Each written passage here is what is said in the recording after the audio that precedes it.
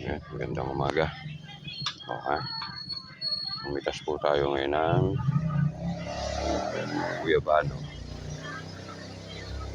Kagandahan ng may tanim. Pag may tanim, may aanihin. Okay.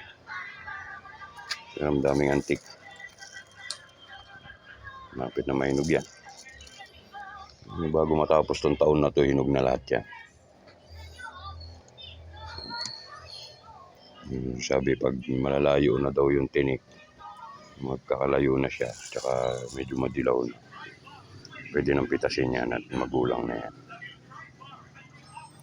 Okay. Yan daw yan, panlaban sa kanser. Hindi panla. Dami langgam. Sayang ngayon, nakakahulog lang. Yan. Diba? Sarap.